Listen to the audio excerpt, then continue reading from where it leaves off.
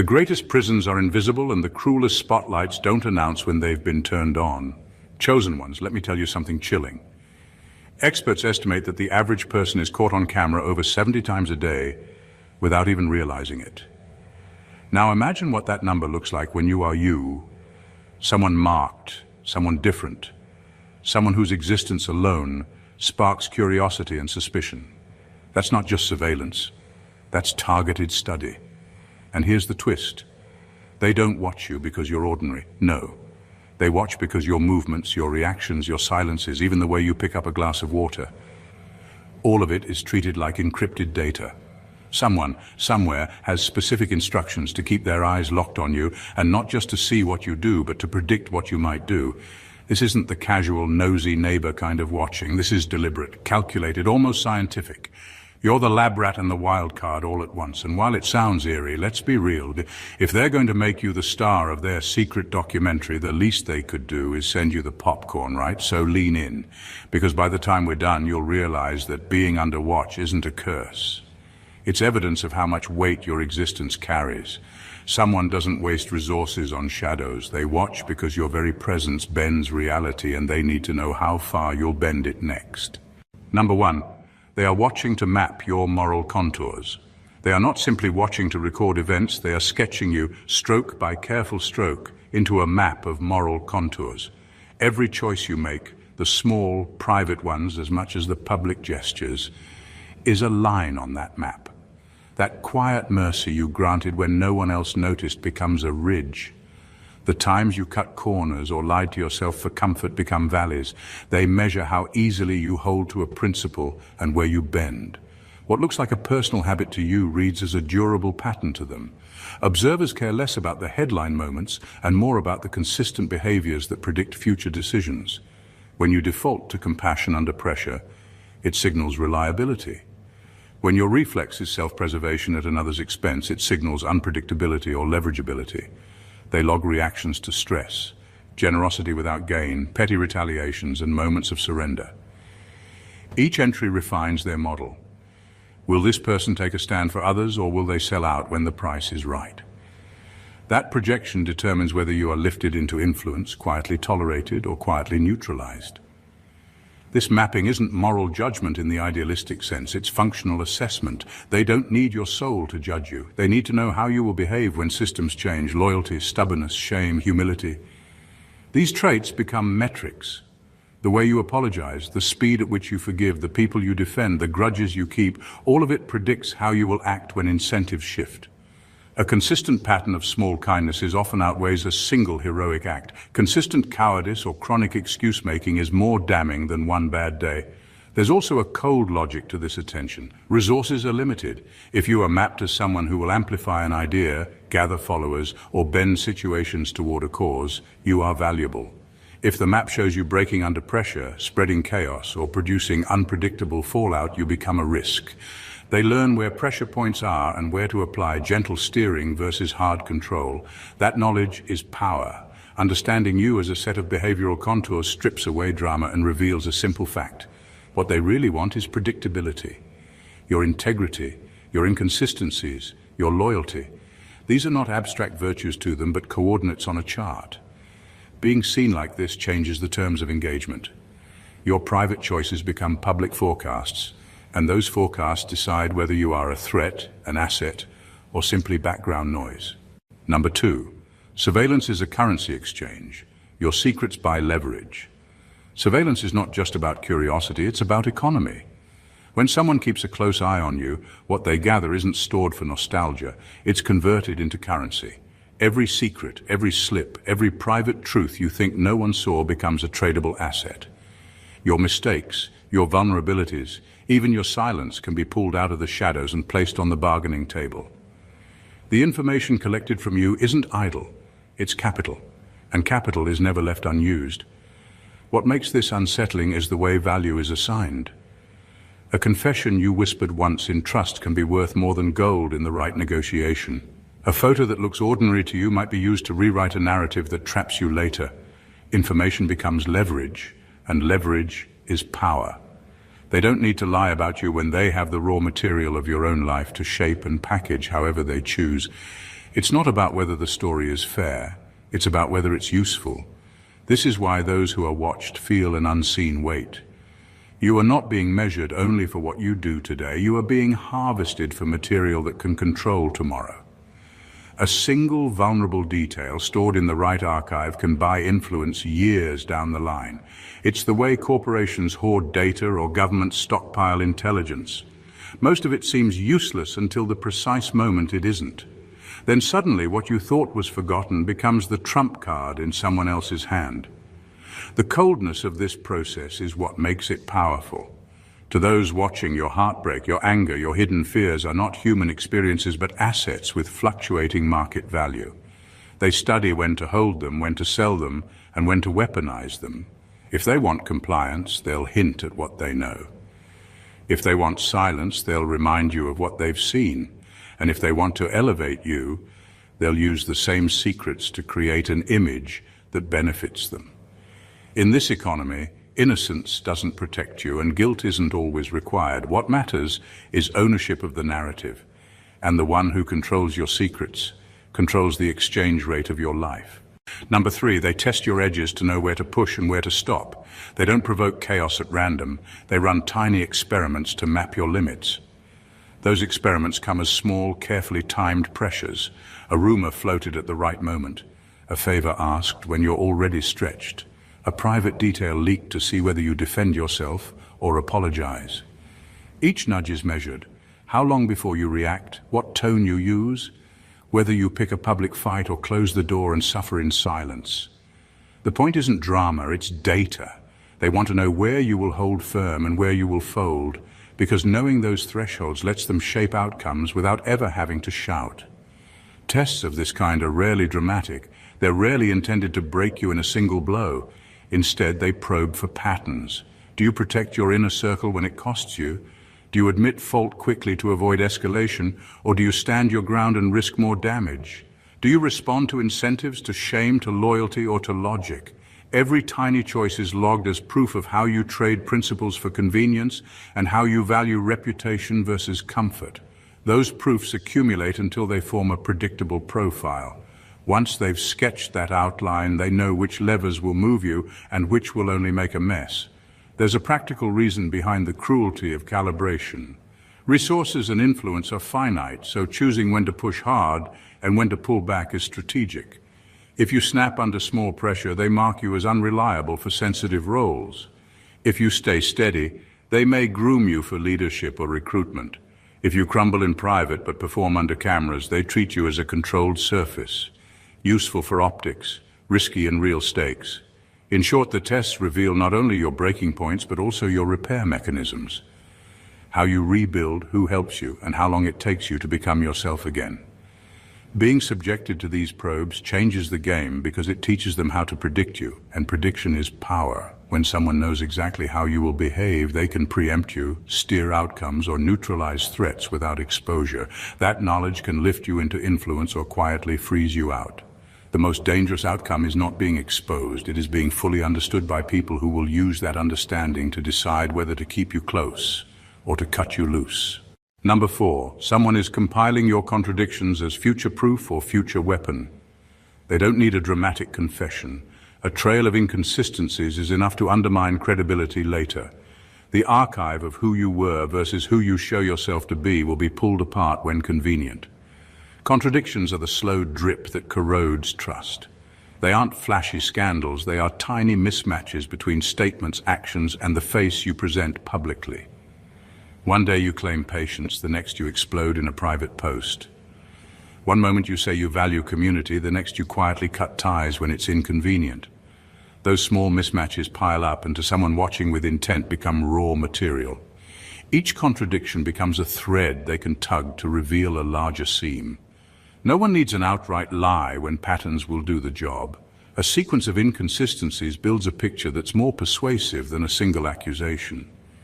People believe narratives that feel coherent.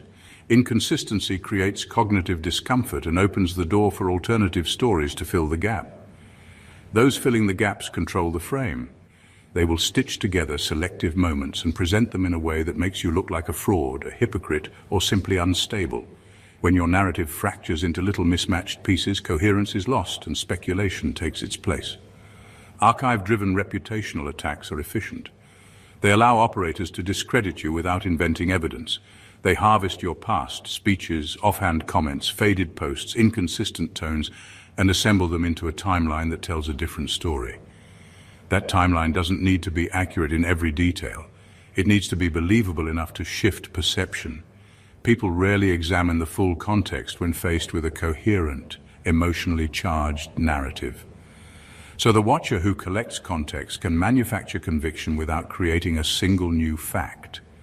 This strategy also offers flexibility. Contradictions can be used in multiple ways: to block opportunities, to erode support, or to justify harsher measures later. They can be leaked slowly to create a drip of doubt, or released all at once to cause a collapse. Either way, the weaponized archive turns your complexity into a liability. Being human means being inconsistent at times. The danger is that someone else keeps score and chooses when to play your inconsistencies against you. Once that ledger exists, forgiveness becomes conditional and trust becomes transactional again. Number 5. They are tracking your alliances like weather patterns, not friendships. Alliances are measured like forecasts, not friendships. People who watch you aren't cataloging who likes your posts or who goes to your parties. They're observing how your circle behaves when the sky turns dark. The moment pressure arrives, scandal, loss, temptation, the true shape of your network shows up. Do people call you, stand by you, risk reputation for you, or do they distance themselves quietly and move on? That pattern matters more to observers than any polished public statement.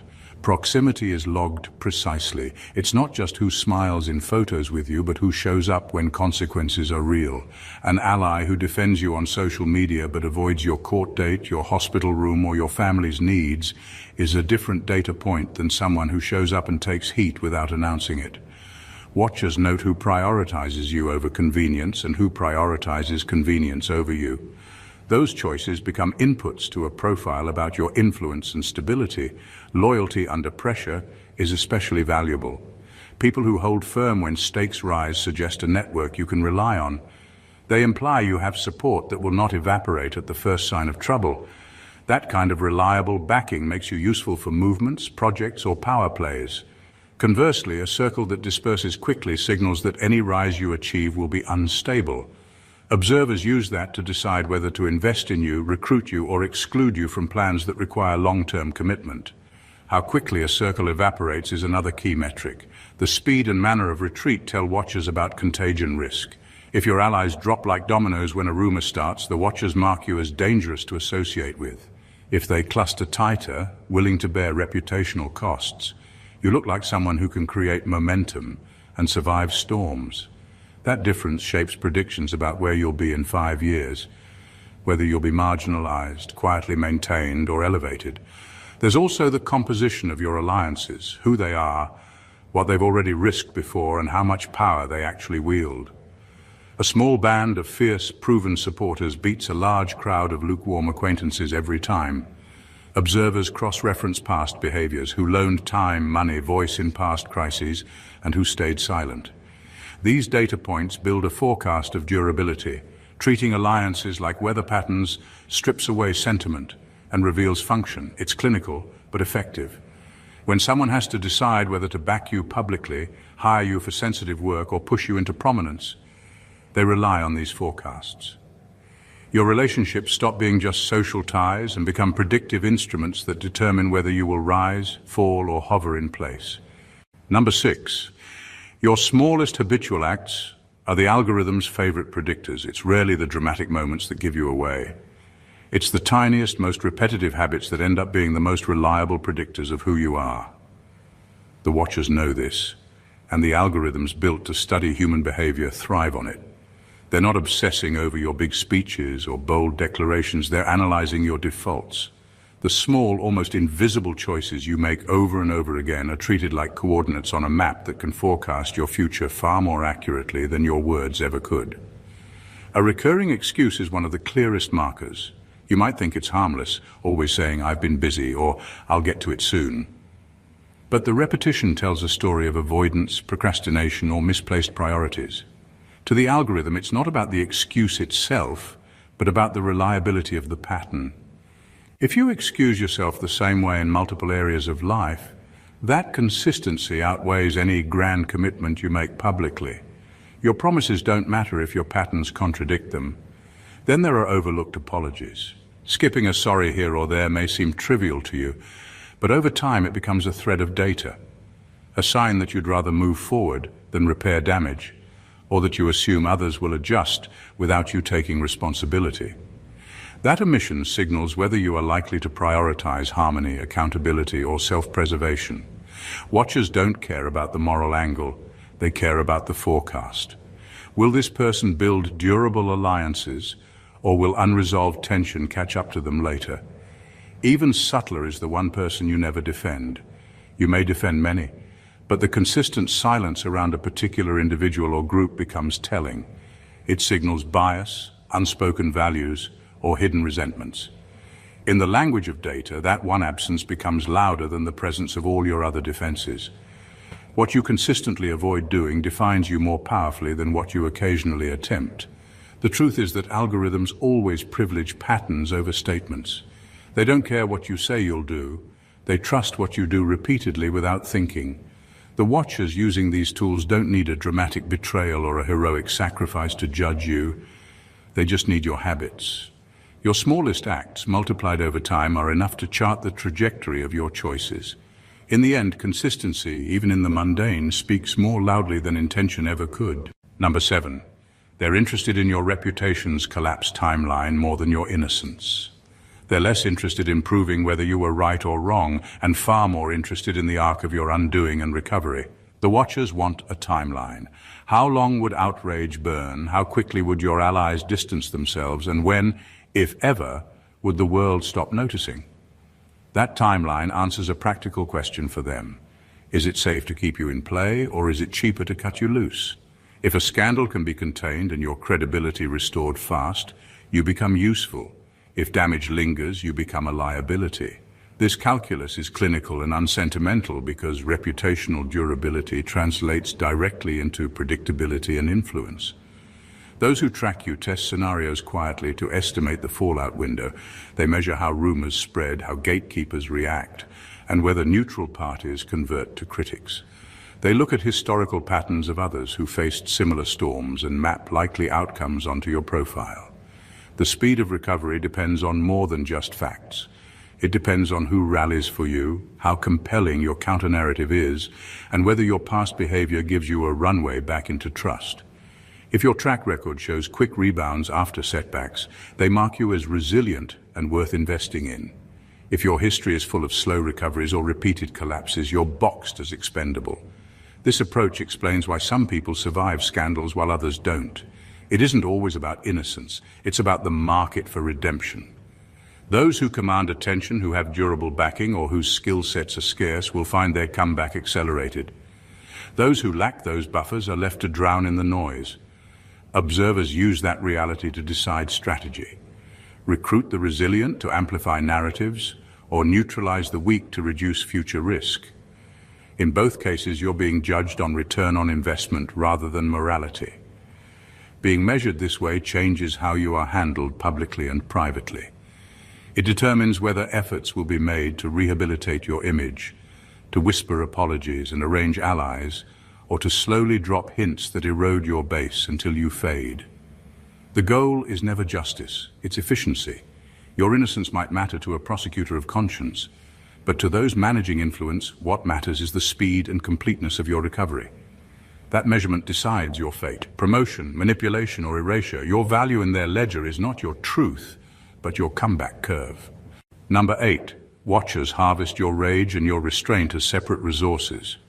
Your emotional responses are not dismissed as passing moods, they're harvested as resources. Rage and restraint, though opposite on the surface, are equally valuable to those who study you. When you erupt, they don't just see someone losing control. They see a spark, a force that can mobilize others. Anger signals energy, conviction, and the ability to rally people who resonate with your frustration. It tells them you are capable of creating momentum, and momentum is power. That kind of fire is dangerous if unmanaged, but it's also exploitable if redirected. Restraint, on the other hand, tells a different story. It suggests predictability, composure, and a capacity to suppress impulses in favor of order. To the watchers, restraint signals controllability. Someone who can swallow insults, avoid conflict, and carefully calculate responses can be positioned as a stabilizer. You become the person they can trust to not ignite a storm unless permission is given. That makes you useful in sensitive environments where the appearance of calm is more valuable than the eruption of truth. Neither response is labeled good or bad in their eyes. Both are mined for utility. Anger becomes a resource for mobilization.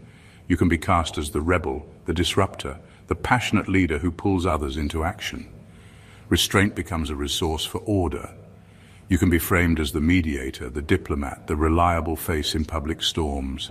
Your dominant tendency becomes a sorting tool, deciding what roles you'll be funneled into and how much freedom you'll be allowed. This is why your reactions are tracked so carefully. Every outburst, every calm silence, every delayed response is recorded to see which one is your default. It's not about one heated moment or one quiet night, it's about consistency. Do you default to explosion or suppression? Do you mobilize anger into action or bury it beneath a polished exterior? Those tendencies make you predictable, and predictability is the foundation of control. What you may not realize is that both responses carry risk. Too much rage and you become a liability, someone to neutralize before your influence gets out of hand. Too much restraint and you risk being exploited, treated as endlessly compliant until your silence becomes self-erasure. The real power lies not in being harvested for one or the other, but in mastering both, showing just enough rage to prove you can move mountains and just enough restraint to prove no one else can move you. Number 9, you're being measured as a signal, not as a person. They don't evaluate you for your inner life, they evaluate you for the ripple you create. Your value gets reduced to a measurement. How many people react when you speak, how quickly attention pivots toward you, how effectively you can change the mood or decisions of a room. Influence is convertible. Likes, shares, whispered referrals, a single mention in the right place. Those are the raw numbers that turn you from a human with flaws into a strategic instrument. What you feel matters less than what you trigger. This turns every public move into a test of signal strength. A casual comment that sets a debate alight, a gesture that redirects a movement, or a private endorsement that causes doors to open. Those are the events they record and multiply. They don't comfort you in private or honor your nuance. They watch whether your presence causes alignment or division, whether you can pull attention away from other narratives and force a pivot. That capacity to redirect is what they buy into because it's repeatable and measurable. Being assessed as a signal also changes how people interact with you. Allies approach you for amplification rather than friendship. Opponents aim at your megaphone rather than your heart. Your conversations become transactions, who you can move and how much influence you can transfer. This turns intimacy into utility and loyalty into leverage. People who study influence value consistency. A signal that reliably performs is more useful than a person who is brilliant but inconsistent. Signal-focused evaluation is ruthlessly efficient. It ignores complexity and rewards clarity. If you consistently produce attention and action, you'll be elevated, even if parts of your life are messy. If your signal is noisy, unpredictable, or weak, you will be sidelined regardless of your private virtues. The metrics they prefer are simple: reach, velocity, and stickiness. Reach measures how many you touch. Velocity measures how fast attention shifts because of you. And stickiness measures how long that attention stays. Those three numbers decide whether you're useful or disposable. The consequence is that your humanity gets boxed. Nuance, regret, small acts of kindness. These are invisible if they don't translate into measurable outcomes. That pressure pushes some people to perform rather than live, to manufacture moments that look good on a ledger. Others withdraw, refusing to be reduced. Both responses are predictable and therefore useful to watchers. Understanding that you're treated as a signal changes strategy. It's a cold fact, but it contains power. If you can control your signal, you can influence how you're used. If you refuse to be reduced, you force them to reckon with the full person instead of a metric. Either way, the reality remains the same. To those who catalog influence, your humanity is secondary to your signal strength. Number 10. They prototype narratives from your life and save versions for future release. They don't wait for drama to happen. They write the drama first. Your life becomes raw material for multiple scripts that sit ready in a drawer: the betrayed martyr, the greedy villain, the miracle comeback, the tragic fool. Each version is crafted to be believable, emotionally resonant, and useful for a specific goal. These drafts aren't casual notes. They are rehearsed narratives with timing, hooks, and release strategies. When the moment arrives, they pick the version that best serves their objective and launch it like a polished product. Creating these narratives is a business of options. One script will make you sympathetic, so people rally around you and distract from something else. Another will make you suspect, so attention pivots away from real issues and toward the controversy you're supposed to represent. A third will salvage your usefulness by cleaning up inconvenient facts and reframing them as growth. Because multiple angles exist, they can swap stories depending on how the public reacts. If one narrative fails, another is cued. This flexibility turns your biography into leverage. Your past becomes a toolkit to be deployed on demand. The mechanics are precise: bits of footage, old posts, private messages, offhand remarks. These are edited, reframed, and arranged into tidy arcs. Context is often trimmed away because coherence and emotional clarity matter more than nuance when the goal is persuasion. The chosen story is then released with timing in mind. A slow drip to erode trust, a sudden reveal to topple momentum, or a staged redemption to recover value. They treat attention like inventory and narratives like seasonal products that must be launched at optimal moments. This process also weaponizes ambiguity. Because humans prefer simple stories, these prototypes exploit cognitive shortcuts. People fill in gaps with assumptions that favor the narrative being sold. The watchers exploit that gap between curiosity and fact-checking, knowing the first story heard often sticks. Repetition and framing solidify the chosen script until it's treated as the default explanation for your behavior. Being prepared with several narratives means control. It reduces the unpredictability of human life into selectable outcomes. It allows those in charge to manage perception without the messiness of truth getting in the way. For the person whose life is scripted, it's a strange double life. One version lived privately and another version kept in reserve to be released when it benefits someone else. The result is chillingly efficient. Your identity is no longer singular, but a menu of stories, and your reputation is subject to whoever decides which cover to print that day. Number 11. They are auditing your future usefulness, not only your past deeds. Every move you make is being logged into a living file, not just to remember where you've been, but to predict where you're headed. To the ones watching, your past is raw data, but the real prize is what that data can forecast about your future. They aren't moralists measuring right and wrong. They are pragmatists running projections. The key question is always the same: will this person be useful next season? This usefulness audit goes deeper than performance reviews or reputation checks. They're studying trajectory. If your career is trending upward, you're worth monitoring because your influence is on the rise. If your skills, network, or visibility are likely to expand, you become an asset in waiting. But if your path shows signs of plateauing or decline, you may be marked as expendable because resources aren't wasted on those unlikely to generate future leverage. Loyalty is another critical factor. They want to know not just if you've been faithful in the past, but how you respond when rewarded.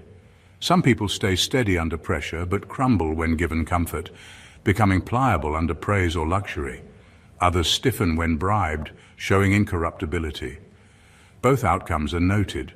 One type can be easily bought, the other can be strategically opposed. Either way, it's not about morality, but about forecasting how you'll behave under new incentives. Ideological susceptibility is also under the microscope. They measure whether you are drawn to power, justice, fame, or belonging. This allows them to script situations that nudge you in predictable directions. If ideology can't sway you, they mark you as resistant. If it can, you're tagged as recruitable. And if you're inconsistent, loyal today, skeptical tomorrow, you become a risk they'll keep at arm's length until your patterns clarify. This future-oriented audit explains why some people are suddenly promoted, sponsored, or defended even after messy pasts, while others are quietly sidelined despite spotless records. It's never just about what you did. It's about what you're projected to do next. The watchers operate like investors. They place bets on trajectories, not histories. If you're rising, they'll push resources your way. If you're fading, they'll let silence bury you. At the core, the audit strips away any illusions of fairness. Innocence doesn't guarantee elevation, and failure doesn't guarantee exile. The deciding factor is potential return. In their world, your value is not your truth, but your forecast. Number 12, they are calibrating who you can forgive because forgiveness predicts allegiance. Forgiveness is treated like a diagnostic tool. Observers watch not only whether you forgive, but how you do it, because the shape of your forgiveness reveals what you value and who you will stay loyal to. When you let someone off the hook quickly and publicly, it signals a readiness to rebuild bridges and preserve relationships, even at personal cost. When you withhold forgiveness or make it conditional, it signals independence, boundaries, and an unwillingness to be bought or easily tamed. Both responses are useful information for people deciding whether to recruit you, exploit you, or keep you at arm's length. Timing matters. Fast forgiveness suggests someone who prioritizes cohesion and is likely to be useful in coalition building. Slow forgiveness suggests someone who weighs consequences, collects evidence, and refrains from rushing into alliances.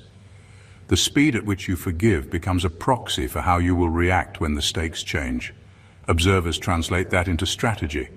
A quick forgiver can be expected to rally people back together after a crisis. A slow forgiver can be relied on to hold others accountable.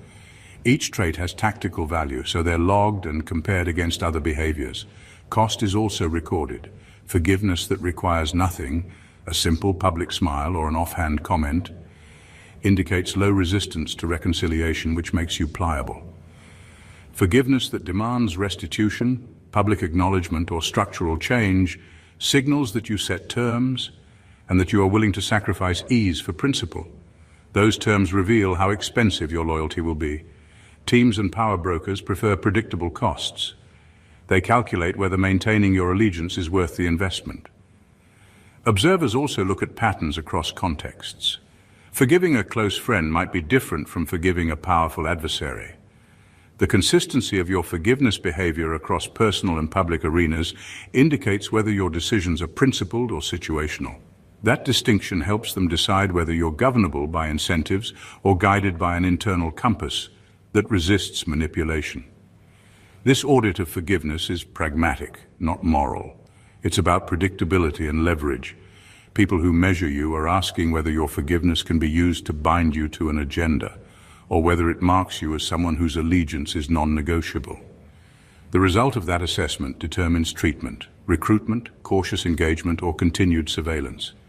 Your choices about who to forgive and how to forgive them become part of the ledger that decides whether you are a partner, a pawn, or permanently watched. Number 13. They collect the people who love you as a mirror of your leverage. They treat the people who love you as measurable assets. Devotion isn't sentimental to them, it's practical intelligence. Each defender is a data point. How loudly they push back, how long they stay in the fight, how much reputation or safety they'll risk for you. Those behaviors add up to a score that predicts whether trying to silence you will spark outrage or create a quiet hole nobody notices. Your circle's willingness to take heat becomes a form of protection, and observers watch that metric closely. Volume matters. A handful of furious voices with reach and credibility can drown out efforts to bury a story. Observers note who uses their platform consistently, who mobilizes others, and who can redirect attention away from a controversy. The loudness of defense shows whether your fall would cause a backlash that makes you dangerous to attack. If your defenders shout and rally, the watchers see that as a deterrent. If they murmur and retreat, attack looks cheaper. Depth matters too. How far will people go? Will they risk jobs, social standing, or relationships to stand by you? Someone who will tweet a defense is different from someone who will testify in court or quit a position on your behalf. Those extreme actions are the clearest signals of real leverage. Observers track who's willing to put tangible stakes on your behalf, because those stakes can escalate into real costs for anyone trying to harm you. Loyalty that costs something proves it's not just noise, it's commitment. Collateral risk is another key variable. People who defend you while exposing themselves to personal fallout increase your protective score. Observers value defenders who are already risky to their own institutions. Their presence indicates that opponents would suffer consequences for moving against you. That raises the barrier to attack. A dense network of risky, proven defenders is far more protective than a large crowd of casual supporters. Composition matters as much as quantity. A small group of influential, courageous allies beats a vast crowd of lukewarm sympathizers every time. Observers cross-reference defenders' histories, who has shown up before, who has sacrificed, who has stayed when stakes rose. They combine that record into predictions about how your network will behave in future crises. This ledger of defenders turns relationships into strategic calculus. It influences whether watchers will mobilize to lift you, bury you, or leave you alone. Your loved ones aren't merely comfort. They're an operational reality that shapes how much risk others are willing to take on your behalf. In the eyes of those who measure influence, love becomes a metric, and that metric often decides whether you'll be protected, targeted, or simply ignored. Number 14, the ultimate reason they're preparing contingencies, both rescue and ruin. They don't commit to one plan. Instead, they build parallel playbooks for both rescue and ruin because control requires options.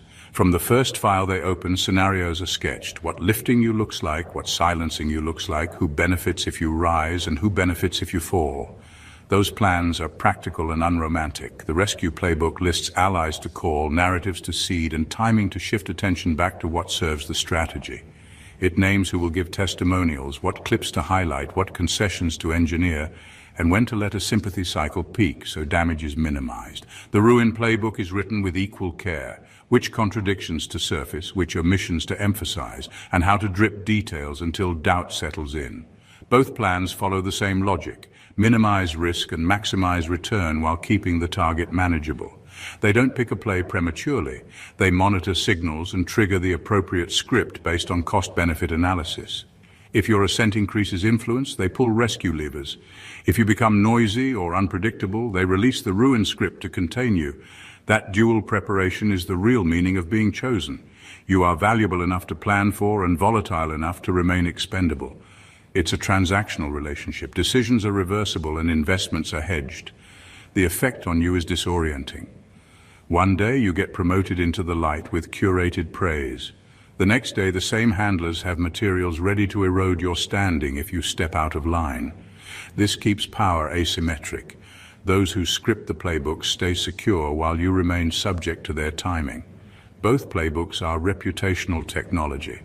They shape perception rather than prove truth. Timing, repetition, and selective context are the tools. Release the rescue story when attention wanes, or drip ruin details when trust is fragile.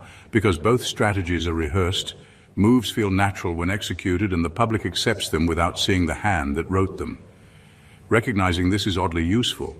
If you can see the maneuvering, you gain options, strengthen alliances, control narratives, and make unpredictability costly for others. But seeing the dual playbooks also reveals the core calculation. Being chosen means you are both a project and a contingency, valued for potential and insured against risk. You can either be molded by their scripts or build your own defenses that make those scripts ineffective, intentionally. In the end, being watched is not random. It is a signal of your power, your influence, and your potential. Every move you make, every habit, every alliance, every act of forgiveness, every spark of rage or restraint, it is catalogued, measured, and projected. They aren't studying you to judge morality or determine right from wrong. They are analyzing patterns, forecasting outcomes, and building strategies that treat you as both asset and liability. Your life becomes a ledger of possibilities, your reactions a set of metrics, your relationships a protective score, and your narrative a toolkit that can be released, altered, or weaponized, depending on what serves their objective. Understanding this truth transforms the way you see yourself and the world around you. You are not simply a passive target. You are a force that bends perception, redirects attention, and influences outcomes. Those who observe you treat your humanity as secondary because your signal, the way you move, the decisions you make, the ripples you create, matters more than the inner story you carry. Yet within this stark reality lies your power. The very consistency, courage, and foresight that they measure can be wielded consciously. You can shape your signal, Protect your network and choose which narratives to allow. Being chosen in their ledger is double-edged. You are always a project, always a contingency, and always in motion under scrutiny. But it is also proof of your value, of the weight your existence carries, and of the extraordinary leverage you command without even realizing it. Every choice you make, consciously or unconsciously, has the power to influence, redirect, or defend. Understanding how you are measured does not limit you. It illuminates the rules of the game so you can play it deliberately. You're not powerless. You're not invisible. You're observed because you matter. And once you recognize the systems, patterns, and calculations tracking you, you gain the ultimate advantage. Awareness. Awareness allows mastery. Awareness allows control. Awareness allows you to decide not just how you are seen, but how you move, who you lift, and how your story unfolds on your terms. Your life is no longer just lived. It is navigated, it is measured, and now it can be commanded. If this message resonated with you, make sure to take action that matters. Hit that subscribe button so you never miss the hidden truths they don't want you to see. Smash the like button to show you're awake, aware, and ready to take control of your own narrative. Drop a comment below. Share your thoughts, your insights, or the moments that made you pause and think twice. And don't forget to share this video with someone who needs to see it. The right knowledge in the right hands can change everything. Every click, every share, every word spreads awareness, and awareness is power. God bless you.